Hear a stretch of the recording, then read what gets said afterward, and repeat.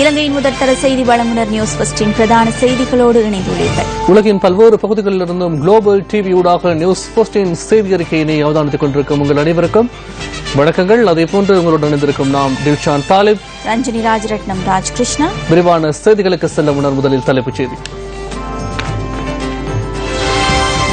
Avant Garde மிதக்கும் ஆயுத கப்பலின் பணியாளர்கள் உரிய தகவல்களை வழங்கவில்லை, கடற்படை தளபதி குற்றச்சாட்டு. அரசியல் அழுத்தங்களின்றி ஊடக சுதந்திரத்தை உறுதிப்படுத்தியுள்ளதாக ஜனாதிபதி பெருமிதம். 4 சுயாதீன ஆணைக்குழுக்களுக்கு புதிய உறுப்பினர்கள் பரிந்துரை. ஐக்கிய நாடுகளின் மனித உரிமைகள் அறிக்கை தொடர்பாக விவாதிக்க 2 நாட்களை ஒதுக்குவதாக பிரதமர் அறிவிப்பு. அரசியல் கைதிகளை பொது மன்னிப்பு அளித்து விடுதலை செய்ய வேண்டும் என தமிழர் விடுதலை கூட்டணி வலியுறுத்தல். இலங்கை பத்திரிகை ஸ்தாபனத்தின் 60வது ஆண்டு பூர்த்தி விழா பண்டார்நாயக்க சர்வதேச மாநாட்டு மண்டபத்தில் இன்று நடைபெற்றது. ஜனாதிபதி மைத்ரிபால சிறிசேன பிரதம அதிதியாக இதன்போது கலந்து கொண்டார். ஊடக அமைச்சர் காந்த கருணாதிலக்கு உட்பட அதிகாரிகள் மற்றும் ஊடகவியலாளர்கள் என பலரும் கலந்து கொண்டிருந்தனர்.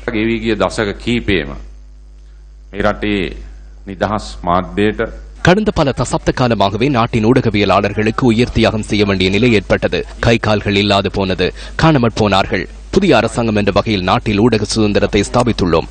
வெள்ளை வேன் கடத்தல், தலைப்பு செய்திகளை மாற்றுமாறு உத்தரவிடுதல் கடந்த காலங்களில் நாங்கள் கண்டோம்.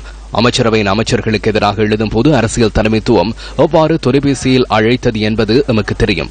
ஜெனீவா மனித உரிமைகள் பேரவையில் நமது நாடு தொடர்பில் தீர்மானம் எடுத்த சந்தர்ப்பத்தில் அதனை திசை திருப்ப செயற்பட்டனர். ஆனால் ஊடகவியலாளர்கள் மிகவும் புத்திசாதுரியமாக செயற்பட்டனர்.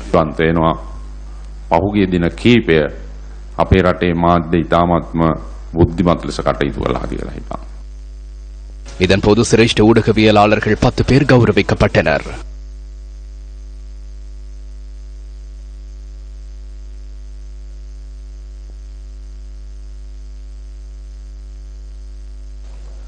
முன்னறிவித்தல் இன்று இலங்கை கடற்பரப்புக்குள் பிரவேசித்த அவன்கார்ட் மிதக்கும் ஆயுத களஞ்சிய சாலை தற்போது கடற்படையினரின் கட்டுப்பாட்டுக்குள் கொண்டுவரப்பட்டுள்ளது. தற்போது கட்டுப்பாட்டுக்குள் கொண்டுவரப்பட்டுள்ள அவன்கார்ட் தொடர்பில் விசாரணைகள் முன்னெடுக்கப்பட்டு வருவதாக கடற்படை தளபதி வைஸ் அட்மிரல் ரவீந்திர விஜயகுணவர்தன தெரிவித்துள்ளார். ஜனாதிபதி மற்றும் பாதுகாப்பு செயலாளர் ஆகியோரின் ஆலோசனைகளுக்கு அமைய விசாரணைகள் முன்னெடுக்கப்பட்டு வருவதாக கடற்படை தளபதி நியூஸ் ஃபர்ஸ்டுக்கு குறிப்பிட்டார். கடந்த சில தினங்களுக்கு முன்னர் இலங்கை ரேடா கட்டமைப்பில் தென்பட்ட எவன்கார்ட் என்ற கப்பல் கடந்த 5ஆம் திகதி இலங்கை கடற்பரப்புக்குள் பிரவேசித்த விதத்தை கடற்படையினர் கண்காணித்துள்ளனர். இலங்கை தேசிய கொடியுடன் பயணித்த இந்த கப்பல் எவன்கார்ட் எனப்படும் மிதக்கும் ஆயுத களஞ்சிய சாலை என்பதனை கடற்படையினர் அறிந்திருந்த நிலையில் சூடானிலிருந்து எவ்வித அறிவித்தலும் விடுக்கப்படாது இலங்கை கடற்பரப்புக்கு பிரவேசித்துள்ளது. அதனைத் தொடர்ந்து உடனடியாக செயற்பட்ட இலங்கை கடற்படை கப்பலில் விடயங்களை ஆராய்ந்துள்ளதாக கடற்படை தளபதி வைஸ் அட்மிரல் ரவீந்திர விஜயகுணவர்தன தெரிவித்துள்ளார். கப்பலின் ஊழியர்களை இறக்கி கப்பலை ஒப்படைப்பதற்காக இலங்கைக்கு வருகை தந்ததாக விசாரணைகளை நடத்திய போது கப்பலில் இருந்தவர்கள் பதிலளித்துள்ளதாக அவர் குறிப்பிட்டார். சர்வதேச கடல் தகவல் கட்டமைப்புக்குள் சூடானிலிருந்து கொழும்பு துறைமுகத்திற்கு வருகை தருவதாக எவன்கார்ட் மிதக்கும் ஆயுத களஞ்சிய சாலை தனது கடல் மார்க்கத்தை மாற்றி காலி துறைமுகத்துக்கு வந்தமைக்கான காரணத்தை விசாரித்த போதிலும் அதற்கான பதில் உரிய முறையில் வழங்கப்படவில்லை. கப்பலில் உள்ள ஆயுதங்கள் தொடர்பில் கேள்வி எழுப்பிய சந்தர்ப்பத்தில் அவ்வாறான ஆயுதங்கள் கிடையாது என பதிலளிக்கப்பட்டுள்ளது. அதனைத் தொடர்ந்து கடந்த 6ஆம் தேதி காலி துறைமுகத்திலிருந்து சுமார் 14 கடல் மைல் தொலைவில் நிறுத்தி வைக்கப்பட்டிருந்த எவன்கார்ட் கப்பலுக்குள் கடற்படையினர் பிரவேசித்துள்ளனர். தமது அதிகாரிகளினால் முன்னெடுக்கப்பட்ட சோதனை நடவடிக்கைகளின் போது 810 துப்பாக்கிகள் மீட்கப்பட்டுள்ளதாக கடற்படை தளபதி குறிப்பிட்டார். இந்த துப்பாக்கிகள் ரக்னா பாதுகாப்பு லங்கா நிறுவனத்துக்கு சொந்தமானது என கப்பலில் இருந்தவர்கள் கூறியுள்ளனர். கப்பலின் கேப்டன் இலங்கையர் என குறிப்பிடப்பட்ட போதிலும் யுக்ரைன் இனத்தவர் ஒருவரே கப்பலை செயற்படுத்தியுள்ளமை விசாரணைகளின் மூலம் தெரியவந்துள்ளது. கடற்படை அழைப்புகளை ஏற்படுத்தினால் அதற்கு பதிலளிக்க வேண்டாம் எனவும் கப்பலை 12 கடல் மைல் தொலைவில் நிறுத்துமாறும் தமது நிர்வாகத்துக்கு குறித்த நிறுவனம் ஆலோசனைகளை வழங்கியுள்ளதாக கடற்படை தளபதி குறிப்பிட்டார். இதன்படி எவன்கார்ட் கப்பலை தொடர்ந்தும் தடுத்து வைத்த விசாரணைகளை நடத்துவதற்கு நடவடிக்கை எடுக்கப்பட்டுள்ளதாக கடற்படை தளபதி வைஸ் அட்மிரல் ரவீந்திர விஜயகுணவர்தன தெரிவித்துள்ளார். இந்த கப்பல் மாலைத்தீவிற்கு அண்மித்த கடற்பரப்பில் பயணித்துள்ளதாகவும் அவர் குறிப்பிட்டுள்ளார். அத்துடன் இந்த கப்பல் வேறொரு நாட்டின் பாதுகாப்பு பிரிவினரின் சோதனைக்குட்பட்டிருக்கும் பட்சத்தில் அது பாரிய விளைவுகளை ஏற்படுத்தியிருக்கும் என அவர் சுட்டிக்காட்டியுள்ளார். கடல் பாதுகாப்பு நடவடிக்கைகளில் 3 கப்பல்கள் ஈடுபட்டுள்ளமை தொடர்பான தகவல்கள் எவன்கார்ட் நிறுவனத்தின் உத்தியோகபூர்வ இணையதளத்தில் குறிப்பிடப்பட்டுள்ளது. அதில் ஒன்று பாரிய சர்ச்சை ஏற்படுத்தி காலி துறைமுகத்தில் நங்கூரமிடப்பட்டுள்ள மானுவர மிதக்கும் ஆயுத களஞ்சிய சாலை. மற்றொரு ஆயுதங்களுடனான களஞ்சிய சாலை ஒன்று எவன்கார்ட் என்ற பெயரில் செங்கடலை அண்மித்தும் சிபால் 1 என்ற ஆயுத களஞ்சிய சாலை கப்பல் ஒன்று கால்ஃப் கடற்பரப்பை அண்மித்து நங்கூரமிடப்பட்டுள்ளதாக அந்த இணையதளத்தில் சுட்டிக்காட்டப்பட்டுள்ளது. அவற்றில் எவன்கார்ட் என்ற கப்பலை தற்போது கடற்படையினரினால் கைப்பற்றப்பட்டுள்ளது. சிபால் 1 என்ற கப்பல் மீன்பிடி நடவடிக்கைகளில் ஈடுபடும் கப்பல் என்ற பெயரில் சர்வதேச கடல் மார்க்க கட்டமைப்பில் பதிவாகியுள்ளது. இதேவேளை ரக்னா பாதுகாப்பு லங்கா நிறுவனத்துக்கு துப்பாக்கிகள் வழங்கப்பட்டுள்ளதாக பாதுகாப்பு அமைச்சின் முன்னாள் மேலதிக செயலாளர் தமயந்தி ஜாரத்ன பாரிய ஊழல் மற்றும் மோசடி விசாரணை பிரிவின் ஜனாதிபதி ஆணைக்குழு முன்னிலையில் சாட்சியம் அளிக்கும் போது தெரிவித்திருந்தார். 3473 துப்பாக்கிகள் விநியோகிக்கப்பட்டுள்ளதாகவும் அவற்றில் 89 துப்பாக்கிகள் மாத்திரமே சட்ட விதிமுறைகளுக்கு உட்பட்டு விநியோகிக்கப்பட்டுள்ளதாகவும் அவர் குறிப்பிட்டுள்ளார். இதேவேளை 2012ஆம் ஆண்டு செப்டம்பர் மாதம் 18ஆம் தேதி அப்போதைய பாதுகாப்பு அமைச்சின் மேலதிக செயலாளராக கடமையாற்றிய தமயந்தி ஜாரத்னவினால் அனுப்பப்பட்டுள்ள கடிதங்கள் சிலவற்றில் எவன்கார்ட் நிறுவனம் தொடர்பிலான மேலும் பல தகவல்கள் வெளியாகியுள்ளன. அப்போதைய கடற்படை தளபதி எவன்கார்ட் நிறுவனத்தின் பிரதம அதிகாரிகள் மற்றும் அனைத்து தனியார் கடல் பாதுகாப்பு சபை நிறுவனங்களுக்கும் அவர் கடிதங்களை அனுப்பி வைத்துள்ளார். கடற்படையினரின் அறிவித்தலுக்கு அமைய இலங்கை கடற்பரப்புக்குள் நடத்தப்பட்ட அனைத்து தனியார் கடல் பாதுகாப்பு நிறுவனங்களுக்குமான ஆயுத களஞ்சிய சாலைகளும் மூடப்படுவதுடன் எவன்கார்ட் நிறுவனத்துக்கு மாத்திரம் மிதக்கும் ஆயுத களஞ்சிய சாலையை நடத்தி செல்ல அனுமதி வழங்கியுள்ளதாகவும் அந்த கடிதத்தில் குறிப்பிடப்பட்டுள்ளது. அந்த ஆயுத களஞ்சிய சாலையை கண்காணிப்பது மற்றும் வெளியுலக அச்சுறுத்தல்களில் இருந்து பாதுகாப்பு வழங்குவதும் கடற்படையினருக்கு வழங்கப்பட்ட பொறுப்பாகும். எனினும் ஆயுத களஞ்சிய சாலை தொடர்பான அனைத்து அதிகாரங்களும் எவன்கார்ட் நிறுவனத்துக்கு வழங்கப்பட்டிருந்தமை குறிப்பிடத்தக்கது. எவன்கார்ட் சம்பவத்திற்கு பின்னால் யார் இருக்கின்றனர்? கோட்டாபய ராஜபக்சவே இருக்கின்றார். அந்த 5 பேருக்கு வழக்கு தாக்கல் செய்வதனை ஒரு புறம் தள்ளி வைத்துவிட்டு சட்டமா அதிபர் திணைக்களம் முழுமையாக இதனை மூடி மறைக்க முயற்சிக்கின்றது. சமூகம் இந்த விடயம் தொடர்பில் கருத்துக்களை தெரிவிக்கின்ற நிலையில் அரசாங்கத்தினால் முன்னெடுக்கப்படும் நடவடிக்கை என்ன? இது குறித்து அறிக்கை ஒன்றை எடுப்பதாக ரணில் விக்ரமசிங்க கூறினார். அறிக்கைக்கு என்ன நேர்ந்தது? தமது நிலைப்பாட்டை அரசாங்கம் தெரிவிக்க வேண்டும். இது குறித்து நாம் தொடர்ந்தும் பார்த்துக் கொண்டிருக்க மாட்டோம். எவன்கார்ட் என்ற கப்பல் இலங்கை கடற்பரப்பிற்குள் வந்துள்ளது. அவர்கள் வருகை தந்த பின்னரே கடற்படையினர் அதனை கைது செய்துள்ளனர். அதன் பின்னரே ஆயுதங்கள் இருப்பது கண்காணிக்கப்பட்டது. கற்களை உடைக்கும் வெடிகளை வைத்திருக்க என்னால் முடியுமா? ஆயிரக்கணக்கான T-56 ரக துப்பாக்கிகள் வைத்திருந்தவர்கள் குற்றவாளிகள் கிடையாதா? சட்டம் நடைமுறைப்படுத்தப்படவில்லை. நிறுவனங்கள் ஆயுதங்களை வழங்கும் போது இருந்த ஆயுதங்களை விடவும் தற்போது 3 மடங்கு அதிகமான ஆயுதங்கள் இருக்கின்றன. சட்டமா அதிபர் அவர்களே, இது குற்றம் கிடையாதா? இந்த நிறுவனத்தை உடனடியாக மூடுமாறு நாம் ஏற்கனவே கூறினோம். இந்த நிறுவனத்தை கடற்படையிடம் ஒப்படைக்க வேண்டும். அரசாங்கம் பொறுப்பேற்க வேண்டும். நாளொன்றுக்கு 15 மில்லியன் லாபத்தை ஈட்ட முடியும்.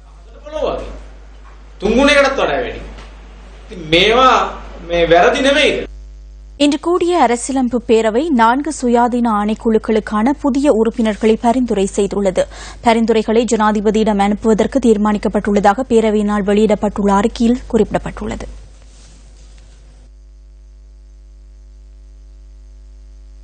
அரசியலமைப்பு பேரவை 10 உறுப்பினர்களின் பங்கேற்புடன் இன்று கூடியது.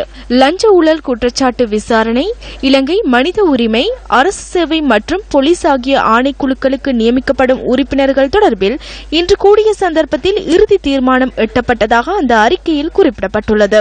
நவம்பர் மாதம் 4ஆம் திகதி மீளக்கூடி ஏனைய ஆணைக்குழுக்களின் உறுப்பினர்கள் தொடர்பில் தீர்மானிக்கப்படவுள்ளதாகவும் அறிக்கையில் கூறப்பட்டுள்ளது. தொடர்பில் 2 நாள் விவாதம் வழங்குவதாக பிரதமர் ரணில் விக்ரமசிங்க இன்று பாராளுமன்றத்தில் தெரிவித்தார். ஐக்கிய நாடுகள் அறிக்கை தொடர்பில் விவாதம் நடத்த திகதியை நிர்ணயிக்குமாறு அரசாங்கத்திடம் வேண்டுகோள் விடுத்துள்ளோம். கட்சித் தலைவர்கள் என்னிடம் கூறினார்கள். எதிர்வரும் வாரத்தில் இது இடம்பெற்றால் சிறந்தது என கூறினார்கள். ஆகவே ஜனாதிபதி அலுவலகத்தில் பரணகம ஆணைக்குழு அறிக்கை, உதலாகம ஆணைக்குழு அறிக்கையை வழங்குவோம். இவை இன்னும் சிங்களத்திலும் தமிழிலும் மொழிபெயர்க்கப்படவில்லை. அடுத்த வாரத்தில் இது விவாதத்திற்கு எடுத்துக் கொள்வதாயின் ஆங்கில அறிக்கையை மாத்திரமே எமக்கு வழங்க முடியும். சபாநாயகருடன் கலந்துரையாடினேன். தேவையான பிரதிகளை செவ்வாய்க்கிழமை வழங்கினால் வியாழன் வெள்ளி விவாதத்தை முன்னெடுக்க முடியும். ஈழமக்கள் புரட்சிகர விடுதலை முன்னணி தலைவரும் முன்னாள் பாராளுமன்ற உறுப்பினருமான சுரேஷ் பிரேமச்சந்திரன் யாழில் இன்று இடம்பெற்ற ஊடக சந்திப்பில் கலந்து கொண்டு கருத்து தெரிவித்தார். வரக்கூடிய தீர்மானம் அத்தனையும் எந்தவித என்ன மாற்றங்கள் நடந்தாலும் அதனை ஏற்றுக்கொண்டு அதனை வரவேற்கின்ற ஒரு சூழல் இருக்குமாக இருந்தால் நாங்கள் லட்சக்கணக்கான ரூபா பணம் செலவழித்து ஜெனீவா செல்ல வேண்டும் என்ற எந்த அவசியமும் கிடையாது. தமிழ் தேசிய கூட்டமைப்பில் அங்கம் வகிக்கக்கூடிய முக்கியமாக தமிழரசு கட்சி அதனை முழுமையாக வரவேற்றது. ஹைபிரிட் சிஸ்டம், கலப்பு முறை என்பது மாறி ஒரு காமன்வெல்த் போன்ற நாடு, அதாவது இலங்கையினுடைய நீதித்துறைக்கு உட்பட்ட வகையில் ஒவ்வொரு ஒரு சில நாடுகளை சேர்த்துக் கொள்வது என்ற விடயங்களையும் எல்லாவற்றையுமே தமிழரசு கட்சி முழுமையாக ஏற்றுக்கொண்டு ஒரு பத்திரிகையாளர் மாநாட்டையும் அங்கு நடத்தினார்கள்.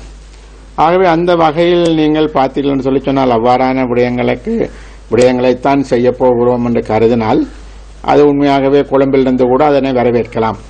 அதற்கு நாங்கள் நேரத்தையும் காலத்தையும் பணத்தையும் விரயம் செய்து ஜெனீவா போயிருக்க வேண்டும் என்ற அவசியமில்லை. ஜெனீவா போய் நாங்கள் தமிழ் மக்களுக்காக ஏதோ பெரிய அளவில் சாதித்திருக்கிறோம் என்று சொல்வதிலும் அர்த்தம் இருக்காது. ஆகவே அவ்வாறான ஒரு மக்களை ஏமாளிகளாக கருதி அவர்களுக்கு ஒரு தவறான செய்திகளை கொடுத்து சர்வதேச விசாரணை முடிந்துவிட்டது, இனிவரும் உலக விசாரணை தான் என்ற விதமாக ஒரு தவறான செய்திகளை கொடுத்து இவற்றை முன்னெடுத்து செல்வது என்பது என்னை பொறுத்தவரையில் ஏற்றுக்கொள்ளப்பட முடியாத ஒரு விடயம். விசாரணை பொறுமுறை தொடர்பிலும் இதன்போது முன்னாள் பாராளுமன்ற உறுப்பினர் சுரேஷ் பிரேமச்சந்திரன் கருத்து வெளியிட்டார். இதற்கு முன்பு வேறு நாடுகளில் நடந்த இந்த விசாரணைகளை நாங்கள் பார்ப்போமாக இருந்தால் அந்த நாடுகளில் இந்த விசாரணைக்கான நீதிபதிகளை நியமித்தது போன்ற விடயங்களில் ஐநா மனித உரிமைகள் ஆணையம் தலையிட்டு தாங்களே அதற்கான ஏற்பாடுகளை செய்திருந்தது என்பது ஒரு விடயம். பல்வேறுபட்ட நாடுகளில் இது தொடர்பாக விசாரிக்கின்ற பொழுது அவர்கள் உள்நாட்டிலும் வெளிநாட்டிலும் விசாரணைகளை முன்னெடுக்கக்கூடிய வகையிலான பொறிமுறைகளையும் அவர்கள் உருவாக்கியிருந்தார்கள் என்றும் நாங்கள் அறிகிறோம். ஆனால் இலங்கையை பொறுத்தவரையில் இலங்கை அரசாங்கமே இந்த பொறிமுறையை உருவாக்குகிற ஒரு நிலைமைதான் இப்பொழுது தோற்றுவிக்கப்பட்டிருக்கின்றது. தீர்மானம் என்பது இலங்கை அரசாங்கத்திற்கு சாதகமான ஒரு தீர்மானமாக இருக்க முடியுமே தவிர பாதிக்கப்பட்ட மக்களுக்கான நீதியை நிலைநாட்டுவதாக இந்த தீர்மானம் இருக்குமா என்பது பெரிய ஒரு கேள்வியாக இருக்கின்றது.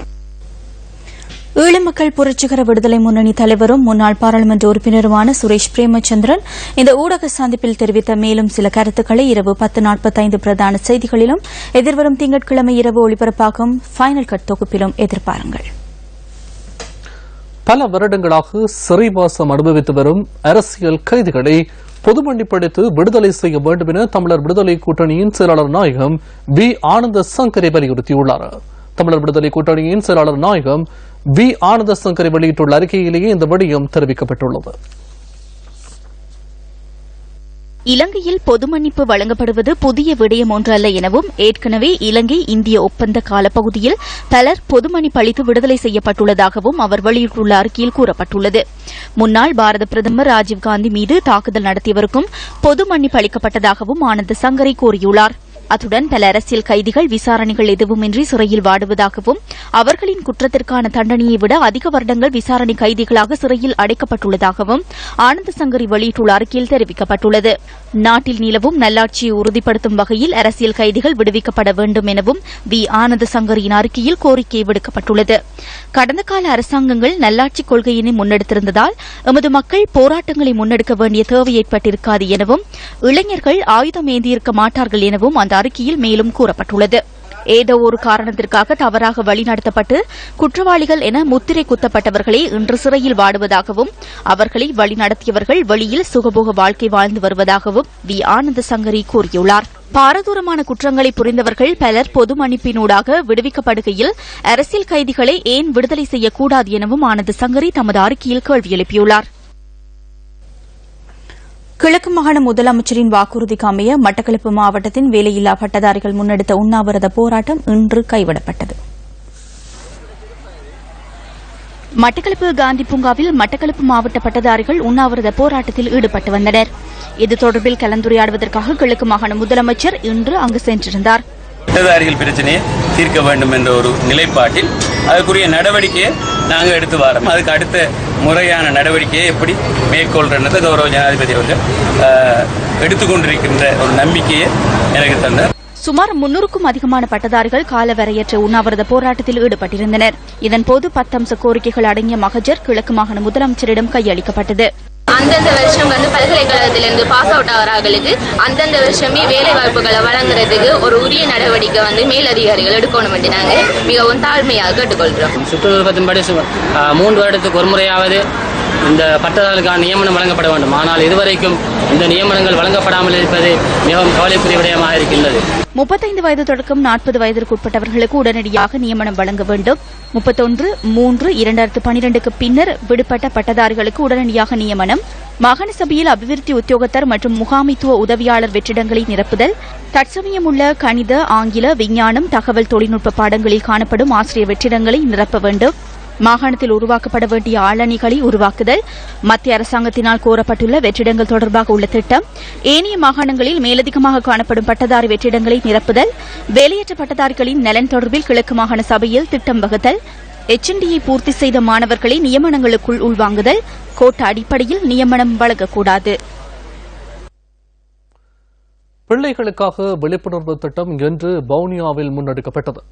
சிறுவர்களின் எதிர்கால பாதுகாப்பிற்காக நியூஸ் ஃபர்ஸ்ட் சட்டம் ஒழுங்கு மற்றும் சிறைச்சாலைகள் மறுசீரமைப்பு அமைச்சுடன் இணைந்து இதனை முன்னெடுக்கின்றது. நாட்டில் உள்ள பிள்ளைகளுக்கு பாதுகாப்பான எதிர்காலத்தை உருவாக்குவதற்காக நியூஸ் ஃபர்ஸ்ட் முன்னெடுக்கும் விழிப்புணர்வு திட்டத்தின் 5ஆம் நாள் இன்றாகும்.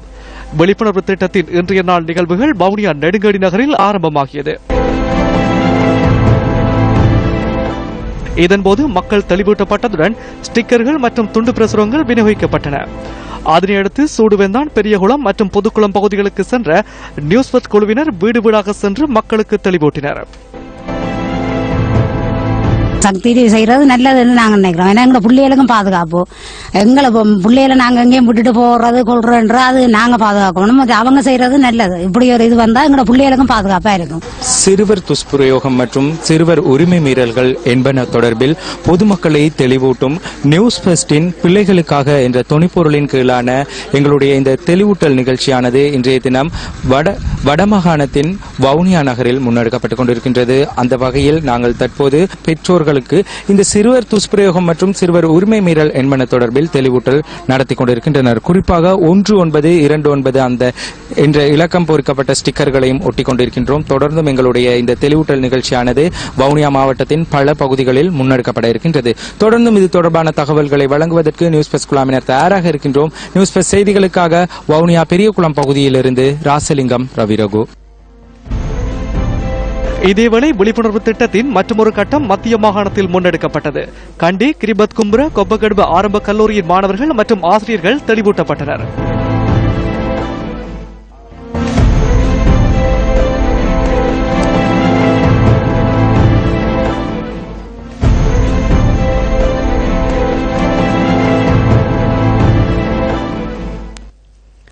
நியூஸ் ஃபர்ஸ்ட் கிளாஸ் ரூம் செயலமர்வின் 200வது கட்ட நிறைவை முன்னிட்டு விசேட நிகழ்வு அனுராதபுரம் நிவந்தக தேசிய மகாவித்தியாலயத்தில் இடம்பெற்றது. நியூஸ் ஃபர்ஸ்ட் கிளாஸ் ரூம் செயலமர்வின் 200வது கட்டம் நேற்று அனுராதபுரம் நிவந்தக சேதிய மகா வித்தியாலயத்தில் இடம்பெற்றது.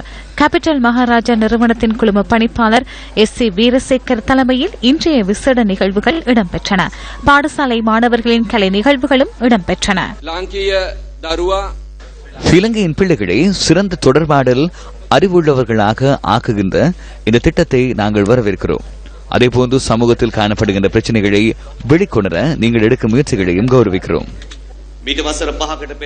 5 வருடங்களுக்கு முன்னர் அக்குரச மகா வித்தியாலயத்தில் ஆரம்பிக்கப்பட்ட இந்த சேலமரபு பல்வேறு பிரதேசங்கள் தோறும் முன்னெடுக்கப்பட்டது. இது இலகுவான விடயமல்ல. எமது குழு நிகழ்ச்சிகளை முன்னெடுக்கும் போது பல்வேறு சவால்களை எதிர்கொள்கின்றனர். அதனால் எமது இலக்குகளை நாங்கள் கைவிடவில்லை. அடுத்த ஆண்டிலிருந்து மேலும் வலுவுடன் செயற்பட உள்ளோம். வரையறுக்கப்பட்ட கேபிட்டல் மகாராஜா நிறுவனத்தின் குழும பணிப்பாளர் பிரதம நிறைவேற்று அதிகாரி மோகன் பராரா இதன்போது விசேட செய்தியை வெளியிட்டிருந்தார். பாடசாலையில் பிள்ளைகளை வளர்த்தெடுப்பதற்கு ஏதுவான நீர், சூரிய ஒளி கிடைத்தால் ஒரு தளிர்விட சிறு சந்தர்ப்பமே போதுமானது. அவ்வாறு எமது நகரங்களில் உள்ள பிரபல பாடசாலைகளின் பிள்ளைகள் சமூகத்திற்கு வருகின்றனர். வலுவானவர்களின் தொழிற்சாலையில் இருந்து பொருட்களை வெளியில் போடுவது போன்றே இது இடம்பெறுகிறது. ஆனால் நாட்டில் எங்கோ ஒரு மூலையில் உள்ள பாடசாலைக்கு சென்று பார்த்தால் அங்கு போதிய சூரிய ஒளி கிடைப்பதில்லை என்பது தெளிவாகிறது. அங்கு உதவிகள் தேவைப்படுகின்றன. அவ்வாறு கை கொடுத்தால் மாத்திரமே அவர்களுக்கு சந்தர்ப்பம் கிடைக்கும். இதனை புரிந்து கொண்டு நியூஸ் ஃபர்ஸ்ட் கிளாஸ் ரூம் செயலமர்வு ஆரம்பிக்கப்பட்டது. 2010 ஆண்டு அக்டோபர் மாதம் 24ஆம் தேதி முதலாவது சேலமர்வை நடத்தினோம். இன்று 200வது பாடசாலைக்கு வந்துள்ளோம்.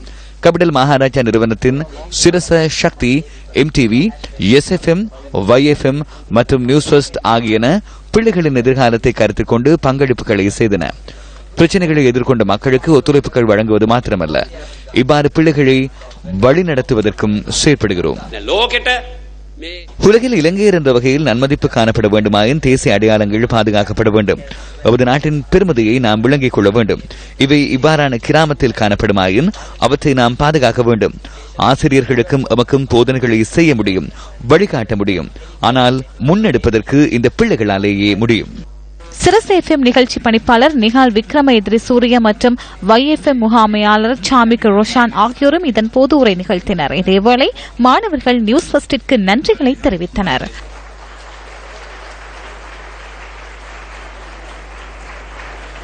சேகுவராவின் 48வது வருடாந்த ஞாபகார்த்த தினத்தை முன்னிட்டு யாழ்ப்பாணத்தில் நேற்று நினைவு பேருரை இடம்பெற்றுள்ளது. மக்கள் விடுதலை முன்னணியின் சோசலிச இளைஞர் சங்கம் இதனை ஏற்பாடு செய்திருந்தது. சேகுவேராவின் நினைவு பேருரை நிகழ்வில் கியூப தூதுவர் லாரன்டினோ பாசிஸ்டா, மக்கள் விடுதலை முன்னணியின் உறுப்பினர்கள் உள்ளிட்ட பலர் பங்கேற்றிருந்தனர். தமிழ் என்ற காரணத்தினால் தமிழருக்கு விசேட ஒடுக்குமுறையும் தமிழருக்கு சுமத்தப்பட்டிருக்கின்றது என்பது உண்மை. ஆனால் அதன் காரணமாக நாட்டில் நாங்கள் நினைக்கின்றோம், இது சிங்களவரின் ஆட்சியோ தமிழரின் ஆட்சியோ இல்லையா, இது முதலாளித்துவ ஆட்சி என்று கூறுகின்றோம். நாங்கள் முதலாளித்துவ ஆட்சியின் காரணமாகவே இந்த நாட்டின் ஒடுக்குமுறை, இந்த நாட்டின் துன்பம், இந்த நாட்டின் வறுமை உள்ளே வாழ்கின்றவர்கள் கூடுதலாக இருக்கிறார்கள். பார்க்கிறோம் இன்று அதாவது கூடுதலான மந்தத்தில் வாழ்கின்ற பிரதேசம் மாவட்டம் என்கின்றால் வேறு எங்குமல்ல, முல்லைத்தீவு மாவட்டம் இருக்கின்றார். இரண்டாவது மாவட்டம் இருக்கின்றால் ஒன்றாங்கை மாவட்டம் இருக்கின்றார். மூன்றாவது மாவட்டம் என்றால் கிளிநொச்சி மாவட்டம் என்கின்றார்கள். இந்த நாட்டில் இந்த நிலைமையிலிருந்து மீட்டெடுப்பது எப்படி? நாங்கள் தமிழர் என்று, சிங்களவர் என்று, முஸ்லிம் என்று தனித்தனியாக பிரிந்து செயல்படுவதன் மூலமாக இதை சாதிக்க முடியாது என்பது கடந்த 67 வருடங்களாக இந்த நாட்டில் நிறுவனமாக. அதனால் கடந்த காலத்தில் 30 வருடங்களாக இந்த நாட்டில் ஆயுத வேதிய போராட்டத்தின் மூலமாக தமிழர்களாக தனித்துவமாக இருந்து போராடி வெல்ல முடியாது என்பது எங்களுக்கு சர்வதேச ரீதியாகவும் சரி, இன்றைக்கு உலக ரீதியாகவும் சரி, இன்றைக்கு சான்றுகள். இன்று தமிழர்களுக்கு இருப்பதும் சிங்களர்களுக்கு இருப்பதும் இரண்டு பிரச்சனைகள். ஒரே பிரச்சனை, நாங்களும் நீங்களும் ஒடுக்கப்பட்ட மக்கள். இந்த ஒடுக்கப்பட்ட மக்களுக்கு உரிமையை வென்றெடுக்க வேண்டும் என்றால் சேயை போன்று புரட்சி செய்ய வேண்டும். இதேவேளை சேகுவேராவின் நினைவு தினத்தை முன்னிட்டு மக்கள் விடுதலை முன்னணியினால் யாழ் பொது நூலகத்திற்கு நேற்று நூல்கள் வழங்கப்பட்டன. சேகுவேராவின் பெருமைகள் மற்றும் வாழ்க்கை வரலாறு அடங்கிய ஒரு தொகுதி நூல்கள் இதன்போது கையளிக்கப்பட்டன. மத்திய மாகாண சபை உறுப்பினர் பழனி சக்திவேலின் பன்முகப்படுத்தப்பட்ட நிதியிலிருந்து பாடசாலைகளுக்கு கற்றல் கற்பித்தல் உபகரணங்களை வழங்கும் நிகழ்வு தலவாக்கலை மெராயா தமிழ் மகா வித்தியாலயத்தில் இன்று நடைபெற்றது. இலங்கை தொழிலாளர் காங்கிரசின் மத்திய மாகாண சபை உறுப்பினர் பழனி சக்திவேலுக்கு இதன்போது அமோக வரவேற்பு அளிக்கப்பட்டது. இதன்போது கணனிகள், அச்சு இயந்திரங்கள், மேலத்தைய வாத்திய கருவிகள், கீழத்தைய வாத்திய கருவிகள் என்பன மெராயா தமிழ் வித்தியாலயம், சென்ட் கூம்ஸ் தமிழ் வித்தியாலயம், கிளினிக்கல் தமிழ் வித்தியாலயம் ஆகிய பாடசாலைகளுக்கு பகிர்ந்து அளிக்கப்பட்டன.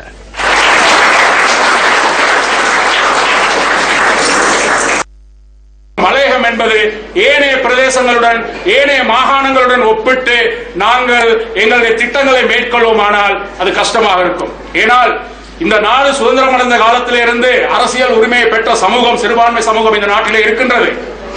இந்த நாட்டிலே இன்றைக்கு போய் நம்ம ஓ லெவலுக்கு டீச்சிங் கேட்கலுமா, இல்ல ஏ லெவலுக்கு தான் கேட்க முடியுமா? ஏனைய சமூகம் எல்லாம் பட்டதாரிகளுக்கு மட்டும்தான் ஆசிரியர் பதவி வழங்குது. ஆனா ஓ லெவலுக்கு, ஏ லெவலுக்கு நம்ம ஆசிரியர் பதவியை ஒவ்வொரு முறையும் பேரம் பேச சக்தியினால் பெருந்தொகையான ஆசிரியர் பதவி 3000, 10,000, 3179 இவ்வாறு நாங்கள் பெற்றிருக்கின்றோம். அவர்களுடைய தரத்தை உயர்த்தி இருக்கின்றோம். மலையகம் என்று வெறுமனே தொழிலாளர்கள் அல்ல, ஒரு கல்வி கற்ற சமூகமாக இருக்கின்றது. மட்டக்களப்பு வெல்லாவளி பகுதியில் தொடர்ச்சியாக காட்டு யானைகளின் தாக்குதலினால் மக்களின் உடைமைகள் சேதமாக்கப்படுகின்றன.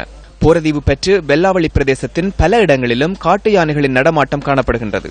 நேற்று முன்தினம் நள்ளிரவு இந்த பகுதிக்குள் புகுந்த காட்டு யானை அரிசி ஆலை, தும்பங்கேணி, நெற்களஞ்சியம் மற்றும் பாடசாலை வேலிகளை சேதப்படுத்தியுள்ளது. யாழ்ப்பாணம் மத்திய கல்லூரியின் 200வது ஆண்டு நிறைவை முன்னிட்டு இன்று நடைபவனியொன்று இடம்பெற்றது. யாழ் மத்திய கல்லூரியின் 200வது ஆண்டு நிறைவை முன்னிட்டு பல்வேறு நிகழ்வுகள் இடம்பெற்று வருகின்றன. இதன் ஒரு கட்டமாக நடைபவனி இன்று நடைபெற்றது. இந்த நடைபவனியை இலங்கைக்கான இந்திய தூதுவர் நடராஜா ஆரம்பித்து வைத்தார். தமிழ் மக்களின் கலாச்சாரங்களை வெளிப்படுத்தும் பல்வேறு அம்சங்கள் இந்த நடைபவனியை அலங்கரித்திருந்தன. பாடசாலையின் அதிபர், ஆசிரியர்கள், மாணவர்கள், பழைய மாணவர்கள், பெற்றோர்கள் உள்ளிட்ட பெருந்திரளானவர்கள் இந்த நடைபவனியில் கலந்து கொண்டனர்.